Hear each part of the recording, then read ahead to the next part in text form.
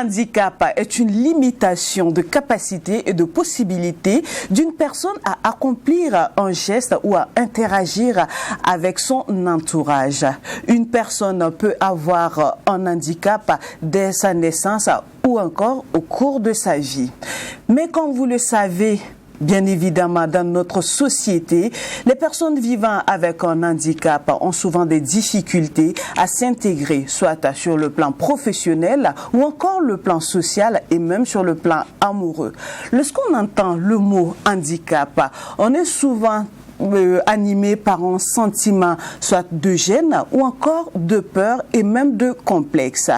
Vous savez très bien, chers téléspectateurs de l'émission Sans Tabou, que dans cette émission, nous abordons tous les thèmes et c'est sans tabou que nous le faisons sur ce plateau avec nos invités et mon acolyte Wendila. Ce soir, nous allons parler des personnes vivant avec un handicap.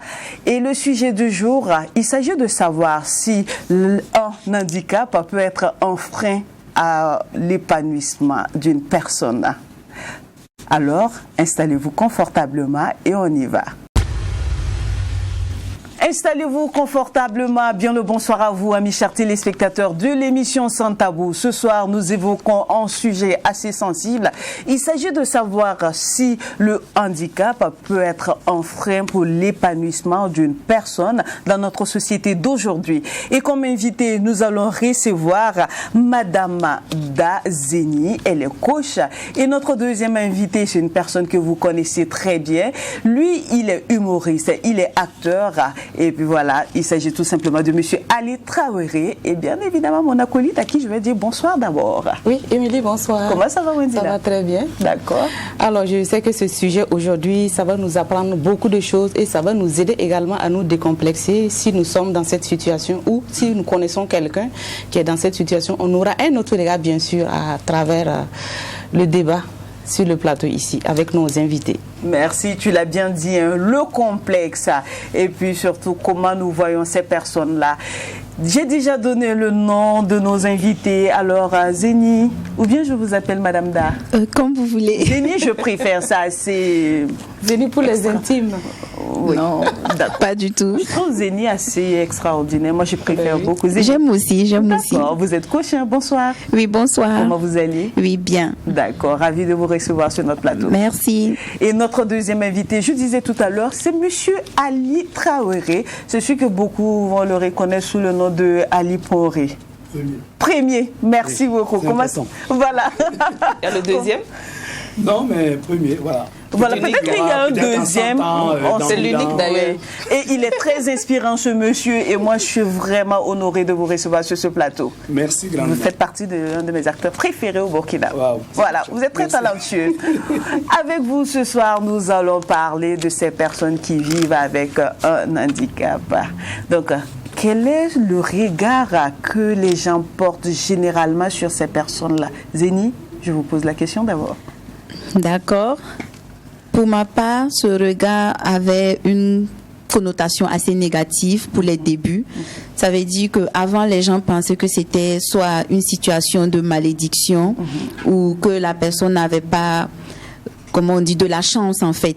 Mais de plus en plus, les gens ont compris qu'il y a la maladie, qu'il y a aussi beaucoup de paramètres qui peuvent amener quelqu'un en situation de handicap. Il y a même les accidents, vous l'avez si bien dit. Le handicap peut être depuis la naissance ou on peut le contracter même au cours de sa vie. On a vu des personnes qui étaient valides et tout et qui se sont retrouvées dans la vie avec un handicap. Donc, je pense que le regard est en train de changer sur la question et c'est vraiment louable, même s'il y a toujours des efforts à faire. Et pas mal de préjugés aussi. Oui. Ali, je vous pose la question. Je sais que, votre réponse, en tout cas, nous l'attendons impatiemment. Quel est le regard que la société porte sur les personnes qui vivent avec un handicap? Alors, généralement, je peux dire que j'impressionne ou je choque parce que moi, la définition du handicap, c'est un manque d'humain reconnu. C'est très simple. Vu sous cet angle-là, ça veut dire que nous sommes tous des personnes en situation de handicap. Oui. Voilà. Mais c'est le regard des autres qui vous amène à je ne sais pas comment je vais vous dire ça, qui vous amène à vivre votre handicap entre griffes. Sinon que moi, personnellement, je ne me vois pas comme une personne en situation de handicap parce que je ne vois pas cet handicap-là en moi. Et ce que les gens appellent handicap, chez moi, Ali, moi, je pense que c'est l'une de mes qualités, de mes atouts, voilà. Ah, ok. Donc, il a su transformer. Bon, pas que je transforme, ça dépend de comment tu le vois. Moi, personnellement, je ne le vois pas comme un handicap. Au contraire, je vois ça comme un déclic pour, voilà. Comme un une béquille, si vous voulez, pour me relever, c'est tout. Ah d'accord, ça c'est très important parce que il ne faut pas souvent se fier au regard des autres pour pouvoir vivre. Pas du tout, pas du tout. Je me dis que ça dépend de comment vous le prenez. C'est comme on dit souvent, soit voir, comment on appelle ça, le verre à moitié plein ou à moitié vide. Okay. Mais est-ce que, bon, selon votre définition de vous-même, est-ce que vous arrivez à vous épanouir? Ben ouais, je crois bien. Moi, je vis ma vie à plein temps. Le handicap n'est pas pour moi un handicap, non. Donc moi, c'est quand on en parle que ça me vient à l'idée que non, je suis aussi en situation de handicap. Voilà. Sinon moi, je ne me vois pas en situation de handicap. Ou c'est quand je croise une personne en situation de handicap, je me dis bon, quelque part on est pareil, même si on n'a pas la même définition, la même vision du handicap. Ah ok, d'accord. Madame Zéni. Voilà, désolée. Alors, est-ce que, je ne sais pas, selon vous, croyez-vous qu'une personne en situation de handicap ou une personne handicapée, bon, ces appellations, franchement, ça nous dérange un peu là. Voilà, une personne handicapée. Pensez-vous que cette personne peut s'épanouir tranquillement sans pour autant se soucier de son état? Oui, c'est comme il vient de le dire. Je pense que c'est le regard que la personne pose d'abord sur elle-même. Vous allez voir que quand la personne est enfant, tant qu'on ne lui dit pas que tu as un problème, l'enfant se voit comme tous les autres enfants. Et souvent, l'enfant même vient demander à ses parents pourquoi on se moque de moi, pourquoi on m'indexe du doigt. Parce que l'enfant ne voit pas qu'il a un problème. Il a un esprit, voilà, une pensée pure. Maintenant, c'est à ce moment-là que le parent doit travailler afin que l'enfant puisse accepter la situation et transformer ça en force. On voit par exemple... Prenons l'exemple de Michel Gou, qui est bossu, mais qui a su utiliser ça comme une force. On voit l'histoire de Grand-Pé comme, voilà, j'aime à le donner, qui a su travailler et puis apprendre ça comme une force. Donc je pense que c'est vraiment un problème de confiance en soi, c'est un problème de regard vis-à-vis de la situation. Quand on se victimise, quand on se dit oui, j'ai un handicap, donc voilà, on me marginalise, moi-même je me mets de côté, tout le monde doit être là on passe le temps à chanter dans les oreilles des gens, c'est parce que je suis handicapée, c'est parce que j'ai tel problème.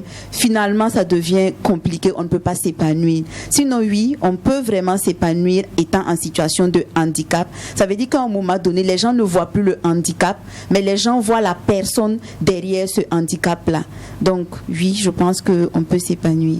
Est-ce que ces mêmes gens-là, souvent, n'amènent pas ces personnes à ne pas s'épanouir à travers, surtout, je prends le cas de l'entourage proche, ça peut être même la famille, la cellule familiale, où tu as l'impression qu'il y a certaines phrases, il y a des mots, il y a des... on va te taxer de... Voilà, il y a pas mal de phrases qu'on va te dire, à toi avec, je sais pas... Oui, exactement. Ça, c'est la société. Ça, c'est normal. Qui t'amène à perdre confiance en ta personne. Oui, on t'amène à perdre confiance en toi. On t'amène à te regarder d'une autre manière. Voilà. Mais je pense que ça doit changer. Voilà, les gens doivent travailler à éviter ça, parce qu'on ne sait pas qui tu peux croiser demain. Tu peux avoir un enfant valide aujourd'hui qui se retrouve dans une situation pareille demain. Donc, si tu n'as pas un autre regard vis-à-vis de la question, ça devient compliqué. Et cette personne-là aussi doit à un moment donné décider qu'elle ne doit pas subir, qu'elle doit vivre. Parce que bon, c'est Dieu qui donne la vie. Oui. Et ce handicap-là, comme voilà, M. Traoré l'a dit, ça peut être une force. Peut-être même qu'on va t'aimer à cause de ton handicap. Mais si le sentiment qui est à l'intérieur de toi est négatif, tu ne peux que véhiculer une émotion négative, un aura négatif. Et les gens vont passer le temps à t'indexer. En réalité, c'est toi-même qui te culpabilise. Et les gens sont le reflet de qui tu es. Donc, tu as beau être handicapé, si tu t'aimes et que tu te donnes de la valeur, quelqu'un même aura du mal à te voir et puis à à exploiter cette faille-là. Au contraire, lui, par exemple, je vois les gens le taquiner. Lui-même, il s'appelle Ali Ponré Premier. Donc, qu'est-ce que tu peux venir lui dire qui va encore l'offenser? Je suis désolée. Il est déjà zen. Donc, tout ce qu'on peut faire, c'est d'exploiter ce talent-là et puis de le faire monter. Et lui, il sera leader dans ce domaine-là parce qu'il va apprendre à d'autres personnes qui sont plus petits que lui, qui sont dans cette situation, que oui, c'est possible. Oui, on est capable. Et ces personnes-là vont s'épanouir. Ces personnes-là vont trouver des solutions. On a toujours besoin d'un modèle et aujourd'hui, il est un modèle. On a aussi le monsieur à Parlaïdi, je pense que c'est Posseram ou quoi. Quand on était enfant, on aimait aller. Et ce monsieur-là me tique tellement parce que il est en situation de handicap, mais il arrive à faire quelque chose. Il arrive à se donner de la valeur. Quand tu le vois, tu oublies son handicap. Donc je pense que c'est à chacun de se prendre en charge. Même ceux qui sont valides là, si tu refuses de te prendre en charge, ça va être compliqué pour toi de t'intégrer dans la société. Donc chacun se prend en charge et puis chacun se donne de la valeur. D'accord. Effectivement.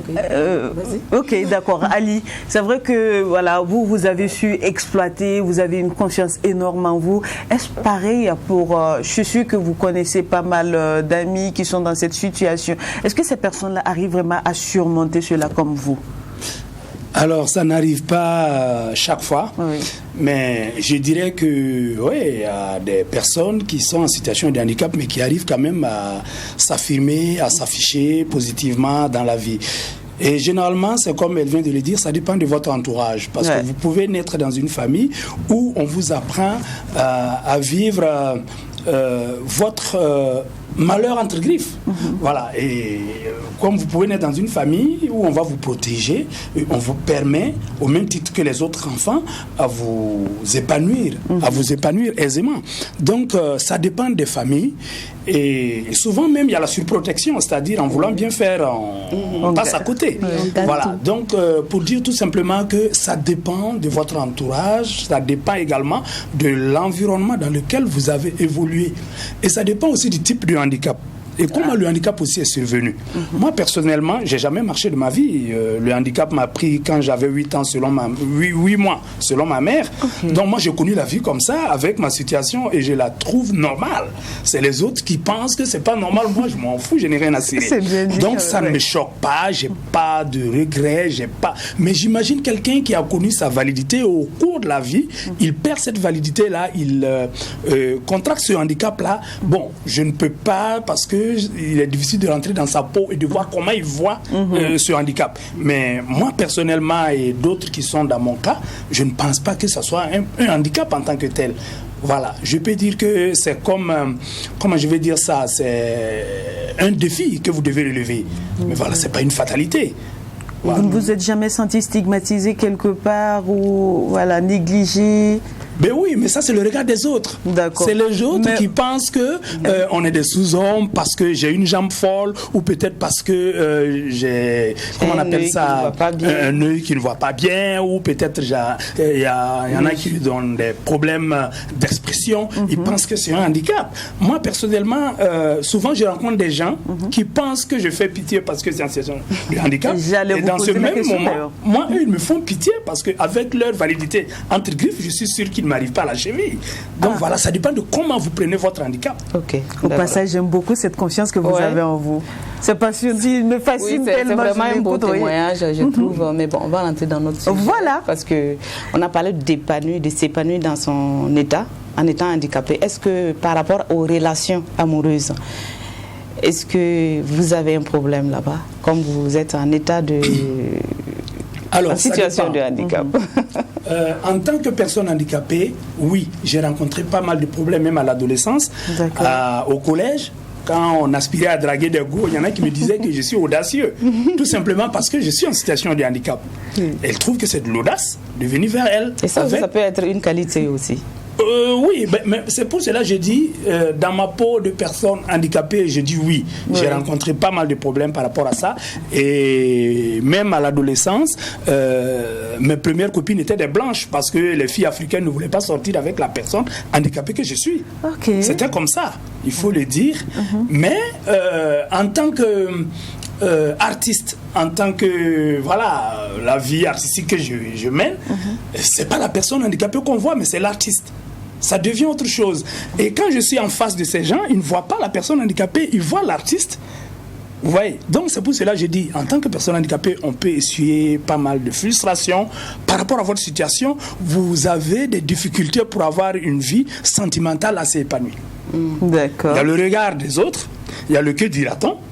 Parce que personnellement, j'ai rencontré des filles qui disent, oui, bon, moi je suis d'accord avec toi, mais tu imagines ce que les gens vont dire, je sors avec la personne handicapée. Bon, moi, ça ne me touche pas du tout.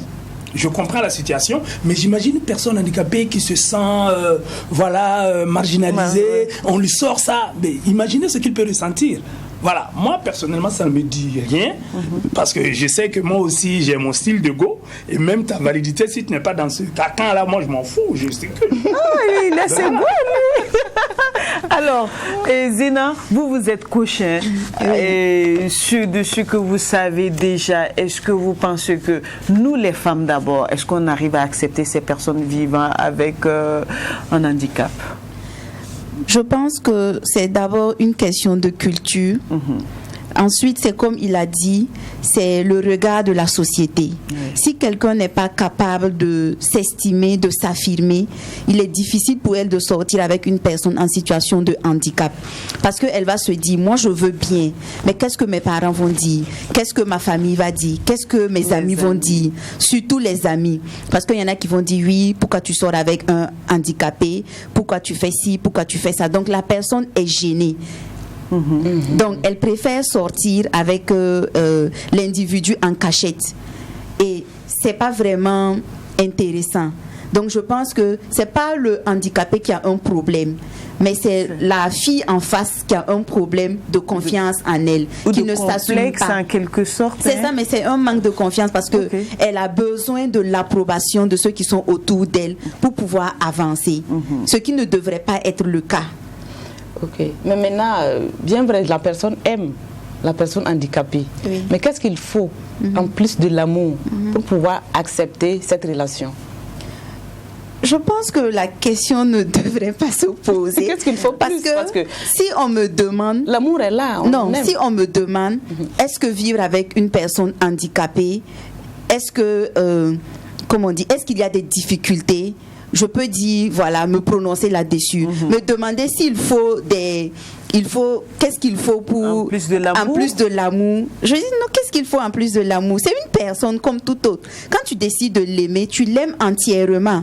Tu n'aimes pas une portion et tu laisses une portion. Seulement, il faut savoir que cette personne vivant avec le handicap, il faut te rassurer que cette personne-là ne se victimise pas. Qu'elle n'est pas là pour te rappeler tout le temps, c'est parce que je suis handicapée que tu me fais ci, c'est parce que je suis handicapée que tu sors, tu vas me tromper. Si la personne n'a pas suffisamment confiance en elle, ça va devenir un problème dans le couple. Et ça, c'est dans tous les couples d'ailleurs. Si également, cette personne-là n'assume pas son handicap, et qu'elle ne t'explique pas comment il faut, comment vous devez vraiment, comme dans tout couple, asseoir les bases de votre relation. Comment est-ce que vous allez vous gérer? Qu'est-ce que chacun aime? Qu'est-ce que chacun n'aime pas? Comment est-ce que vous allez vivre? Et puis vous avancez. Donc je pense que ça n'a pas de... Non, puis quand j'ai posé cette question, vous avez dit que souvent c'est le quand dira-t-on. Cela veut dire que c'est quelque part une faiblesse d'esprit. Oui. Voilà. Et puis aussi un manque de confiance en soi. Oui. Donc en plus de l'amour, il faut toutes ces qualités-là pour pouvoir aussi... Mais ça c'est pour tout le monde. Avec la personne. Oui, déjà même pour cette personne. Parce que si tu n'as pas confiance en toi et que tu rentres dans une relation, on dit généralement qu'on ne rentre pas dans une relation pour prendre quelque chose, mais on rentre pour donner. Mais c'est le cas tout le temps. C'est parce que les gens ne sont pas remplis, ne sont pas épanouis avant de rentrer dans la relation. Quand tu croises quelqu'un et que tu aimes, tu as tendance à... Tu es bien en fait et tu veux que cette personne-là profite du bonheur que tu dégages. Et souvent, si tu rentres en voulant quelque chose de la personne et que cette personne-là aussi rentre en voulant quelque chose de toi, vous faites comment? Vous deux, vous êtes deux personnes avec de lourds bagages qui vous croisent et ça devient compliqué. Donc je pense que c'est déjà de te rassurer que toi d'abord tu assumes la situation. Par exemple, tout de suite quand je venais, j'avais discuté de la question au bureau. Il y a une dame qui dit qu'il y a un monsieur handicapé avec sa femme qui sont descendus du véhicule, qui sont allés s'asseoir au maquis, et en buvant leur boisson, les gens étaient tellement en train de les regarder, de les épier, parce que quand tu vois la femme, elle est bien, elle est ceci par rapport à l'homme, je dis bon, vous voyez des comparaisons comme ça. Donc ils étaient obligés de quitter les lieux sans avoir à terminer leur boisson. Donc ça veut dire qu'ils ont toujours un petit complexe à quelque part. En tout cas, un dans le couple est toujours complexé. Et l'environnement aussi n'est pas sensibilisé à pouvoir accepter. On sensibilise sur tellement de choses et on laisse certaines choses demeurer. Pourtant, comme il a dit, tu peux te retrouver...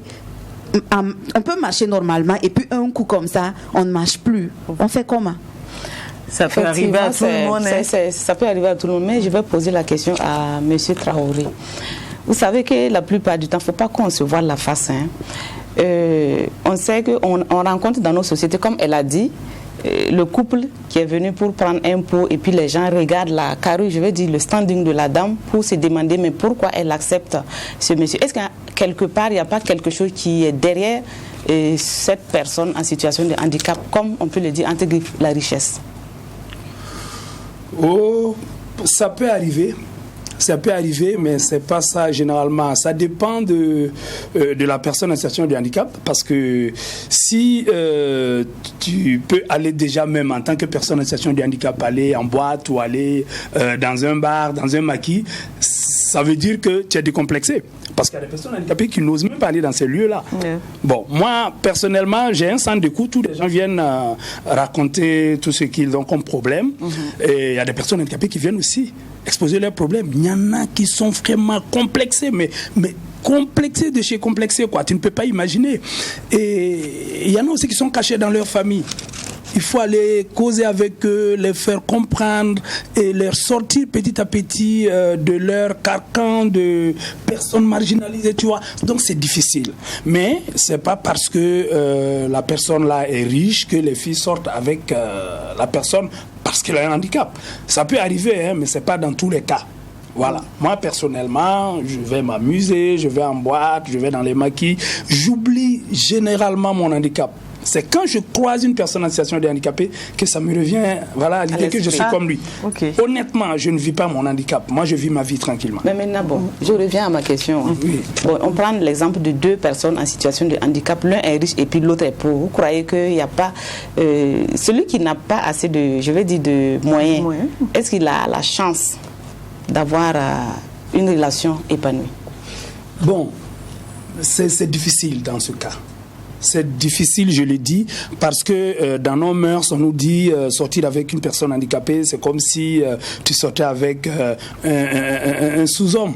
C'est comme ça dans nos mentalités africaines. Et même au Burkina Faso. Moi, je suis une personne handicapée. Pour vous faire un simple dessin, quand j'ai rencontré ma première femme, parce que je suis marié à deux femmes, ma première femme est handicapée comme moi. Ma propre mère a dit, mais comment tu peux oser épouser une fille handicapée? Elle oublie déjà que son fils est en situation de handicap. Vous comprenez ce que je veux dire? Je comprends. Ma propre mère qui a un enfant en situation de handicap n'est pas prête pour que son garçon épouse une fille parce qu'elle est en situation de handicap. Voilà. Peut-être c'est l'inquiétude d'une maman pour ne pas peut-être faire des enfants. Mais c'est général, c'est pour dire, même moi, dans les années 98 à Bobo, j'ai rencontré une fille qui n'est pas du tout handicapée.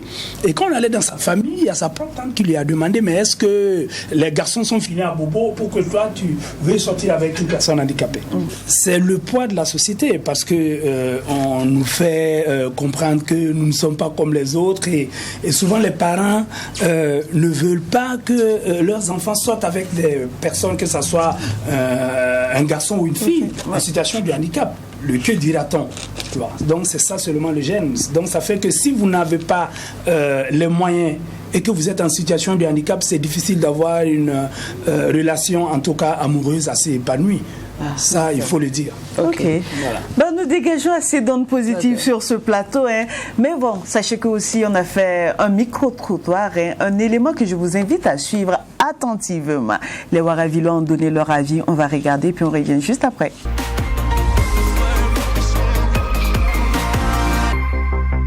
Pour ma part, en tout cas, moi je ne trouve pas d'inconvénient. Si mon partenaire, en tout cas, il a une situation, je ne vais pas mentir, s'il a une situation financière stable, moi aussi je travaille un peu.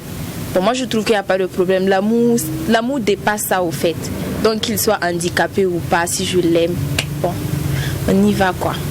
Bon, en aucun cas, un handicap ne peut pas être un frein dans une relation. Oui. Puisque quelqu'un qui est handicapé n'a pas choisi d'être handicapé.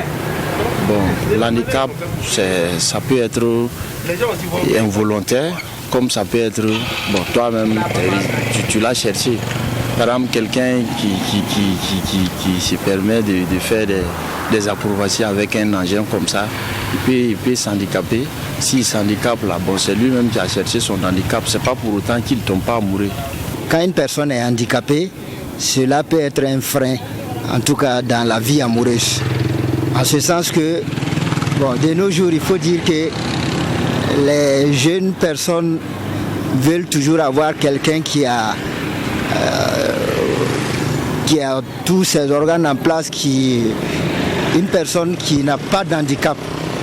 Donc quand il y a un handicap, donc tout de suite les gens sont réticents. Donc cette réticence-là fait que bon,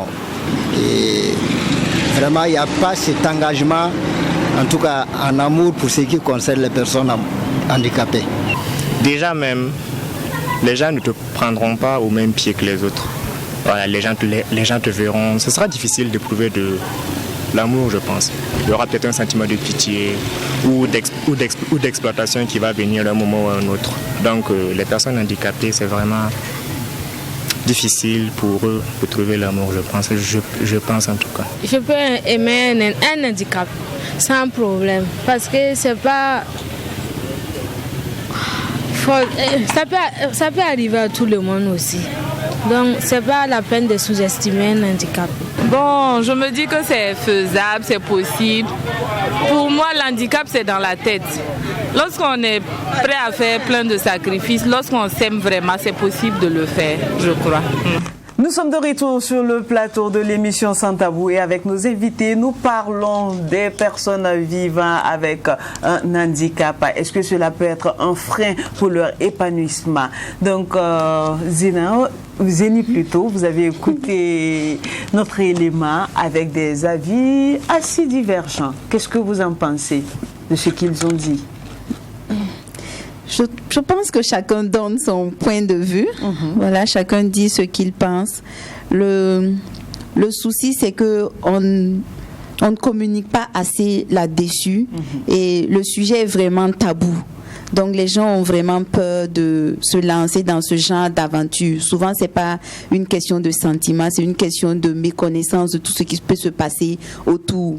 En Europe, je pense que on peut même vous suivre pour vous expliquer, pour que vous preniez le temps de vous comprendre, pour que la peur se dégage, pour que voilà, beaucoup de choses puissent entrer en ordre. On peut communiquer là-dessus, mais ici, c'est vraiment compliqué, c'est difficile. Et les gens ont dans la tête que quand tu es avec une personne handicapée, c'est la malédiction, tu attires chez toi, de fausses doctrines et c'est vraiment compliqué. D'accord. Ali? Ouais, je pourrais aller dans le même sens qu'elle, sauf qu'en Europe, c'est pareil. C'est pareil, quand tu es en situation de handicap, c'est un poids au fait que tu portes et il y a un regard des autres. Il y a toujours ce regard négatif que les autres ont sur la personne handicapée. Voilà, pour avoir eu à voyager, à rencontrer, en tout cas, d'autres, je dirais, continents, d'autres situations, je comprends que c'est la même chose partout. Quand vous vivez avec un handicap, c'est difficile pour vous d'avoir une vie assez épanouie. Je veux parler côté sentimental, c'est difficile. Et ceux-là qui acceptent, par exemple, braver tout ça, c'est des gens qui sont dotés d'une force, mais je ne sais pas comment je vais vous dire ça. C'est des gens qui sont dans d'autres bulles, quoi. Sinon que, de façon générale, quand tu vis en situation de handicap, le regard des autres, c'est comme si tu es un extraterrestre, c'est comme si tu n'es pas un homme comme les autres. Ça, il faut le dire. Et moi, j'ai décidé de faire changer les choses à ma façon. J'ai dit, moi, je fais rêver au lieu de faire pitié. Ah bon? Mais bien sûr. Parlons avant de faire rêver, il y a un point assez sensible que nous, les femmes, nous abordons lorsqu'on est dans nos groupes. C'est de savoir est-ce que cette personne vivant avec un handicap est efficace à 100% côté lit. Au fait, c'est en tout cas une rumeur qui circule. Voilà. Qui dit que les personnes handicapées sont forts au lit, machin et tout. Bon, moi, je ne connais pas les autres, mais moi, en tout cas, je suis fort au lit. Voilà, je ne sais pas si c'est général. On est dans son tabou, donc on l'a dit et c'est vrai. Donc vous non, êtes... Oui. Tout simplement pour dire, bon, c'est une rumeur.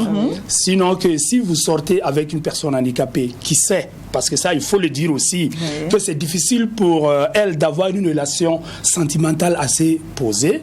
Quand il gagne, mais il gère ça positivement. Pour ne pas que ça l'échappe. C'est parce qu'il ne gagne pas d'habitude. Mais bien sûr. Lorsqu'il gagne, il le fait voilà, bien. Il prend avec beaucoup d'attention et tout.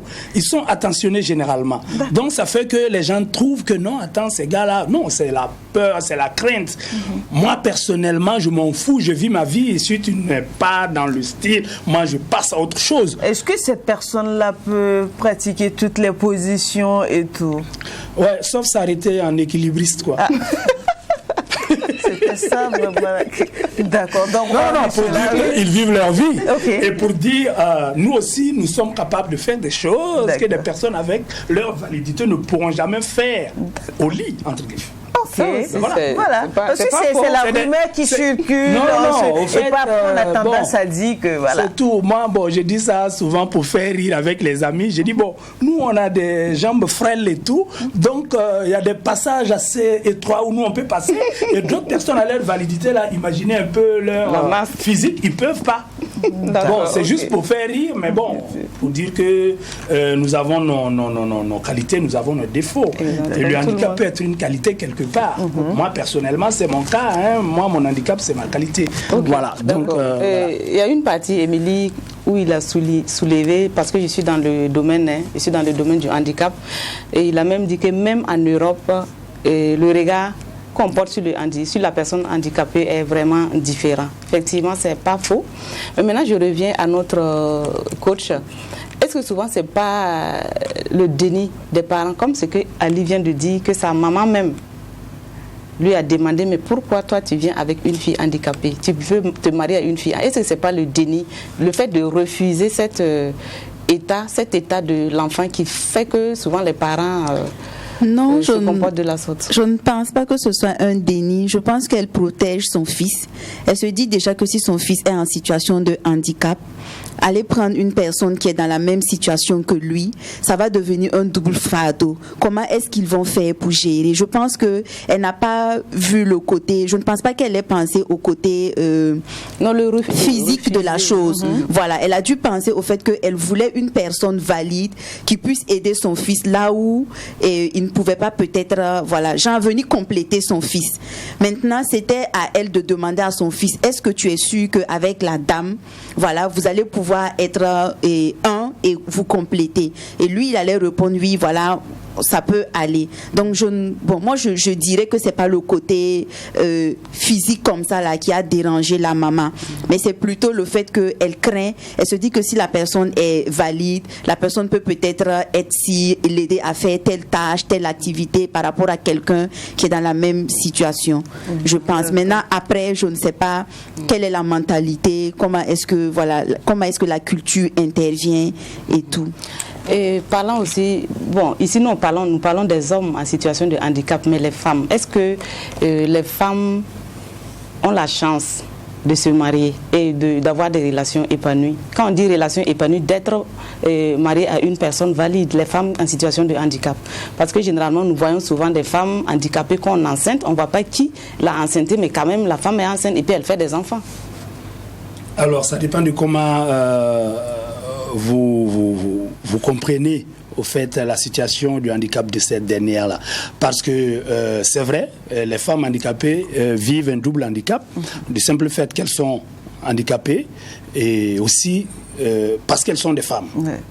Et il y a le poids aussi de la société qui dit que toi, en tant que personne valide entre griffes, pourquoi tu prends une femme handicapée? Qu'est-ce qu'elle peut bien faire? Il y en a qui pensent même qu'elle ne peut pas enfanter aisément. Mais bien sûr, il y en a qui pensent qu'elles ne peuvent pas enfanter aisément. Donc ça fait qu'il y a un sérieux problème.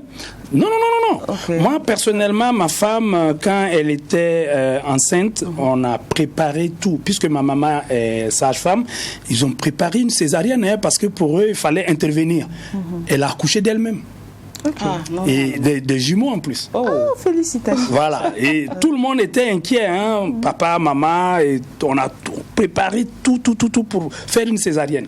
Voilà. Donc, pour dire que c'est des préjugés que les gens ont. Et moi, je dis toujours, tout ce que Dieu fait est bon. Voilà. Et les gens pensent que non. Pourquoi vous voulez que la personne handicapée, qui est une femme, épouse forcément une personne valide? Elle peut aussi épouser une personne invalide, pourquoi pas? C'est la vie. Oui. Voilà, et ça peut bien aller. Et souvent, c'est dans le milieu associatif que ces dernières-là, je parle des personnes en situation de handicap, se rencontrent et fondent leur foyer. Moi, ma femme, je l'ai rencontrée dans une association. Voilà, pour dire que c'est difficile de, comme ça, dans la vie, au quotidien, avoir une relation amoureuse, sentimentale, et puis pas. Il y a toujours le poids de la famille et même des amis. Moi, j'ai des amis qui me disent, on était ensemble, on causait, on a vu une fille handicapée, et j'ai dit, la fille, là, elle est bien. Et puis, il y a un de mes amis qui dit, tu vois pas ses pieds, là. Donc il oublie déjà que moi qui suis son ami, je suis en situation de handicap. Donc ça dépend de comment vous-même vous utilisez votre handicap. Ça peut devenir une qualité. Moi, il y a des gens qui m'appellent affectueusement Ali Ponré. Et comme moi. Ils oublient même que le Ponré là c'est péjoratif entre griffes. Mais voilà. Donc quand tu as des défauts, il faut les convertir en qualité et puis voilà. D'accord. Tout à l'heure vous avez parlé des préjugés.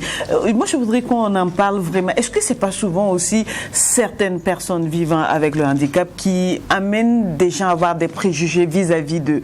Quand on regarde dans notre société, pour certains, lorsqu'on a un handicap seulement, on doit se mettre à faire la manche, on ne doit plus travailler. Est-ce que souvent c'est pas ça qui amène les gens à avoir des préjugés? Et ressentir surtout de la pitié? Je pense que non. Ok. Je pense que comme tout individu, on a à côté ceux qui mendient étant en situation de handicap, on a à côté aussi ceux qui sont valides étant en train de mendier. Donc je pense que comme il a dit depuis le début, c'est d'abord le regard que la personne pose sur elle-même. D'accord. Voilà, c'est ça qui est la base. Quand tu as un regard positif sur toi, quand tu te dis que ton handicap là, c'est juste comme il a dit, une béquille pour avancer, tu vas développer des facultés, tu vas développer autre chose qui va te permettre de pouvoir grandir, de pouvoir avancer. Mais si tu te victimises, et ça il a dit, la victimisation vient de la gestion de ton environnement. Comment on t'a géré quand tu étais enfant? Comment on t'a stigmatisé quand tu étais enfant? Comment est-ce que les gens t'ont regardé? Comment toi-même tu as accepté ces regards-là? Parce que souvent on a tendance à boire ce que les gens nous renvoient comme information. Exactement. Donc, si tu bois que ton handicap là c'est quelque chose de mauvais, c'est quelque chose de méchant, Dieu t'a mal créé, Dieu ne t'aime pas, toi tu ne peux rien faire, ceux même qui ont 2 pieds là, 2 bras là, ils n'arrivent pas à s'en sortir, donc toi-même là, c'est du n'importe quoi, mets-toi de côté, quemande. Ouais. Tu vas quemander. Celui qui est valide, même s'il pense comme ça là, il va quemander. Donc je pense que non, c'est pas, ces préjugés là sont vraiment à éviter. Maintenant, le fait que certains handicapés se retrouvent en train de voir d'autres personnes en train de quemander, il y a une certaine corrélation. La personne fait directement le lien. Si un tel est né avant moi qu'il est handicapé et que moi je n'y arrive pas, moi je suis handicapé, peut-être que c'est le chemin que je dois suivre. Donc ça, à l'image des 5 singes, je ne vais pas trop rentrer dans les détails, voilà. On reproduit des choses qu'on a vu sans pour autant essayer de comprendre le fond. Donc on n'essaie plus de se décarcasser. On se dit que si un tel n'a pas pu le faire, comme il est dans ma situation, c'est que c'est le chemin qu'on doit suivre et on se conforme. Donc ceux qui vont sortir des sentiers battus vont trouver leur chemin et puis vont avancer. Je dis toujours que le corps là, c'est comme un gant. C'est ce qui est à l'intérieur du corps là qui est plus important. Quelqu'un étant avec un handicap, il peut travailler sur le digital, il peut travailler sur beaucoup de choses, il peut rester chez lui et puis faire des prouesses ailleurs. Il peut animer des conférences. Qu'est-ce qu'il ne peut pas faire? Il peut juste s'adapter à sa situation et puis avancer.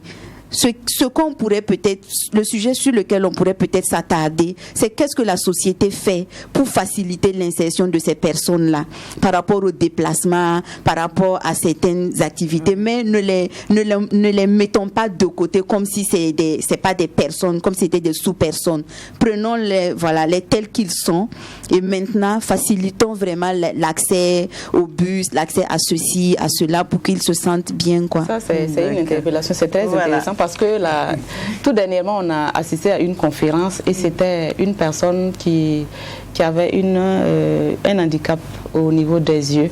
Voilà, qui animait la conférence, qui lisait. On avait du monsieur depuis le début de l'émission, mais ça va me venir à rire. On l'a reçu même à la matinale ici. Ok, donc c'est un grand homme, je parie que c'est lui. Donc nous, on lisait et puis lui aussi, il lisait.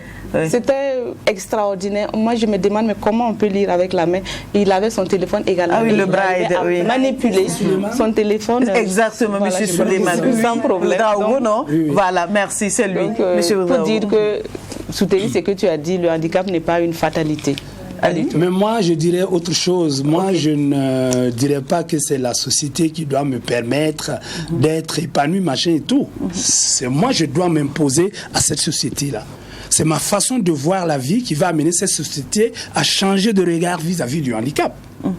Voilà. Et moi, j'ai compris ça depuis, je dirais, le collège. Moi, j'ai choqué tous mes amis, au fait, et tout mon entourage.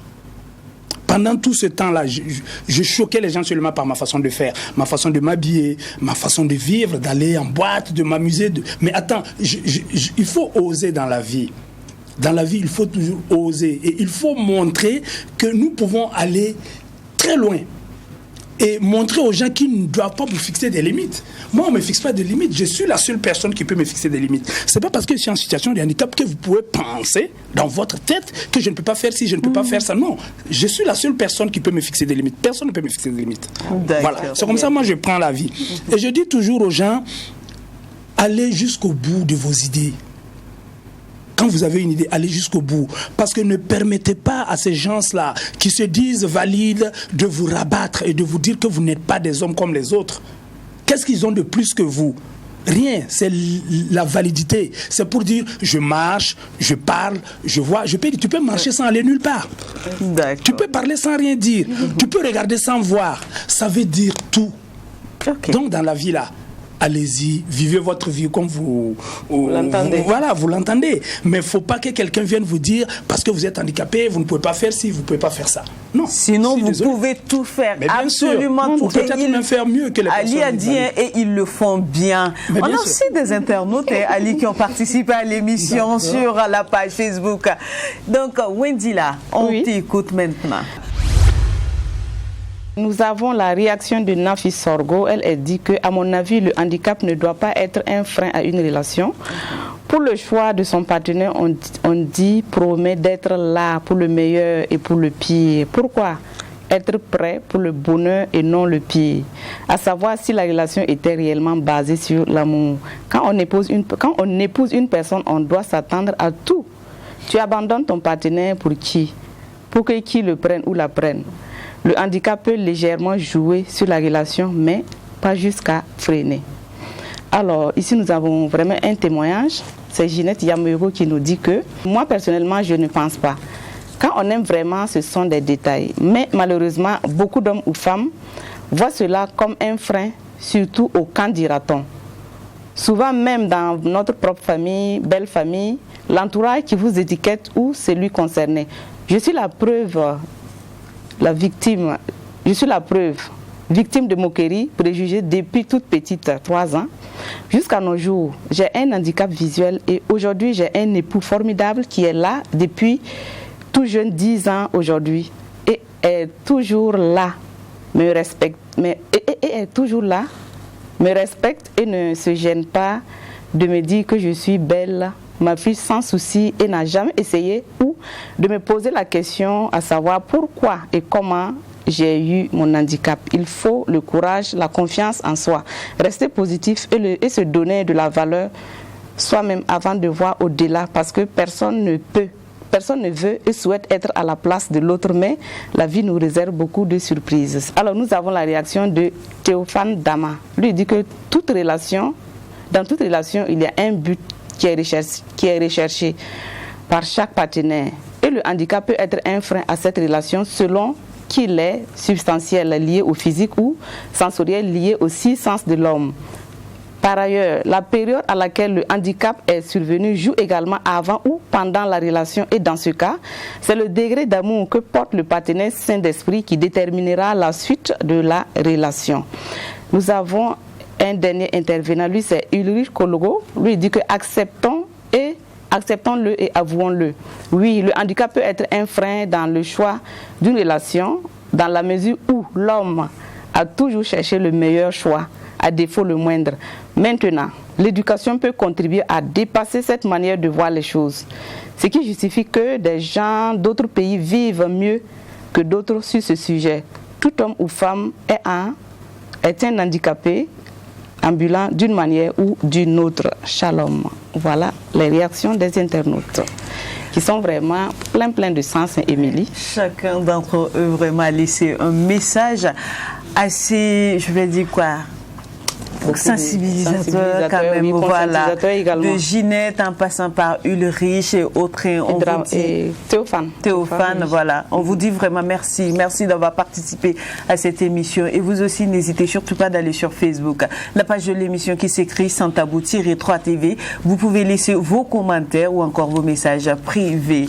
Alors on a écouté les avis, Ginette, et puis je pense qu'il y a Ulrich qui dit soyons vrais quand même, parce que pour lui, il trouve que voilà, souvent ça freine, il y a un problème. Oui, je pense qu'il a raison, parce qu'il dit que voilà, chaque homme veut le meilleur. Maintenant, l'éducation, c'est ce que je dis, voilà, conscientiser les gens peut amener à changer de regard. Voilà, on peut avoir un autre regard vis-à-vis de la situation. Sinon, oui, ça peut être un frein.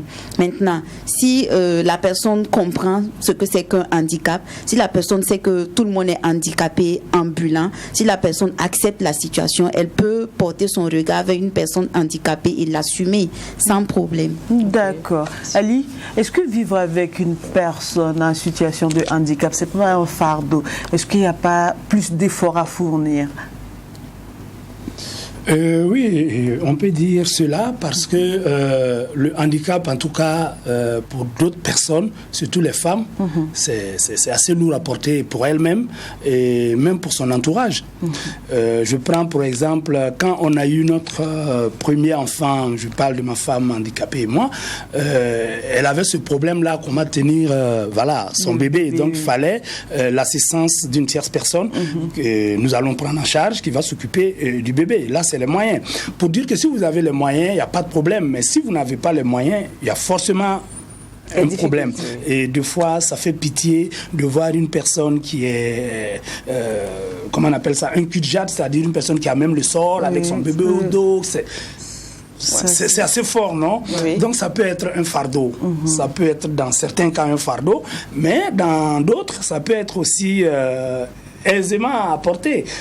Nous, on a eu 4 enfants, mais on n'a jamais eu de problème.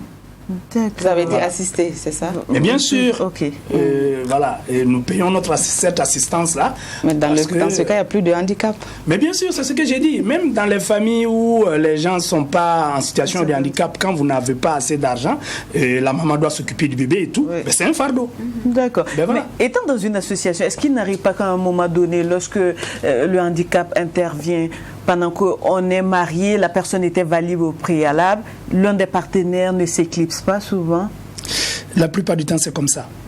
La plupart du temps, il y a des gens qui ont contracté le handicap au cours de leur vie de couple et la personne saine s'en va. Puisqu'il y a un internaute même qui a dit ici qu'on dit pour le meilleur, pour le pire, les autres sont prêts pour le bonheur, et quand le pire arrive, on fuit. Non, les gars, vraiment on est moi, actuellement, il n'y a pas une semaine, j'ai une comme ça sous la main. Elle a eu un accident, on était obligé de l'amputer des 2 jambes, et son mari est parti. Il a quitté la maison. Donc cela veut dire qu'il n'était pas assez prêt, assez fort pour voilà, et c'est le que dira-t-on, le regard des autres. Il y en a qui disent que c'est une malédiction. On dit tout sur les personnes en situation de handicap. D'accord. Voilà. On me signale là qu'il nous reste que quelques minutes. Notre coach est là, Zéni. On va te permettre de laisser peut-être quelques conseils à toutes ces personnes qui ont regardé cette émission aujourd'hui, qui ont peut-être des préjugés, qui ont peur de se mettre en couple avec une personne en situation de handicap, ou encore qui veulent abandonner parce que c'est insupportable. Ou peut-être qui aiment, mais qui ont peur, qui sont complexés. Oui. D'accord, je dirais seulement c'est de prendre confiance en soi, voilà, de s'assumer, de se responsabiliser, de s'informer sur ses capacités, sur ce qu'on est capable de faire, de sensibiliser autour. Et comme il a dit, il a une association qui gère, c'est de s'intégrer, voilà, dans une communauté où on peut t'apporter une certaine aide, voilà, que ce soit émotionnelle, que ce soit physique. Par exemple, cette dame qui a été amputée, avec l'association, peut-être que, voilà, elle va reprendre goût à la vie. Il se pourrait même qu'elle veuille peut-être attenter à sa vie si l'association n'était pas là pour pouvoir lui apporter de l'aide. Donc, je pense que c'est de ne pas rester dans le déni. Voilà, il y en a qui arrivent à sortir seuls du lot, d'autres non. Donc, lorsqu'on est dans une situation comme ça, on se rapproche d'une communauté qui nous comprend, qui peut nous booster, qui peut nous aider à avancer et de ne pas trop regarder le handicap. Voilà, c'est de travailler sur soi, d'avancer et puis de se dire que c'est possible. Comme M. Traoré l'a dit, de ne pas permettre que quelqu'un nous fixe des limites, mais d'avancer nous-mêmes selon ce qu'on veut faire. Mais ce que je veux toujours rappeler, c'est vraiment lorsqu'on veut se mettre en couple avec une personne dans cette situation, c'est de prendre les renseignements qu'il faut. Comme il a dit, dans leur situation, il a fallu prendre une tierce personne pour aider. Si toi, tu n'es pas en situation de handicap et que tu es valide et que vous vous retrouvez dans ça, il faut que tu sois peut-être au courant avant, que tu aies l'esprit préparé à ça. Donc, c'est de discuter vraiment des difficultés qu'on peut rencontrer dans ce genre de couple-là et de voir comment est-ce que vous pouvez avancer avec ça. Et je reviendrai aussi sur le fait qu'il faut faciliter la vie à ces personnes-là en intégrant des automatismes qui peuvent leur permettre de se mouvoir. On facilite nos vies. C'est vrai que les handicapés aussi peuvent fabriquer des choses. Ils peuvent décider de se lancer dans, comment on appelle ça? L'entrepreneuriat ou quoi? Non, pas dans l'entrepreneuriat. On dit que les valides fabriquent des appareils qui leur permettent, qui leur facilitent la vie. Les handicapés aussi devraient se pencher sur la question, faire des choses pour eux qui pourraient leur faciliter la vie parce qu'ils sont tout autant intelligents, même mieux, parce qu'ils sont généralement très focus, très concentrés. C'est pas des gens dispersés comme nous. Ah, Ali l'a dit, il faut très bien s'équiper. Ils ne sont pas, ils sont pas dispersés. Voilà. Donc c'est ce que j'ai à dire. Vraiment, voilà, ne pas prendre son handicap comme une fatalité et avancer. Super. Merci. Ali, tu es le modèle en tout cas de toute une communauté et plusieurs...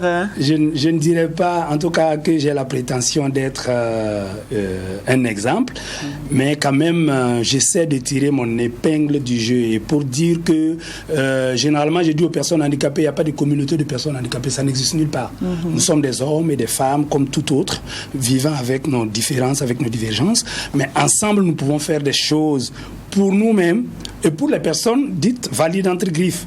Voilà, donc soyons vrais. Une fois que vous êtes vrai, une fois que vous êtes vous-même, vous ne voyez pas cet handicap qu'on vous impose. Parce que moi, je dis, on nous impose le handicap. Moi, sans mes béquilles, là, je vais plus vite. Fia, je suis parti. Mais voilà, les gens veulent que je marche avec les béquilles parce qu'ils veulent que je joue aux équilibristes comme vous.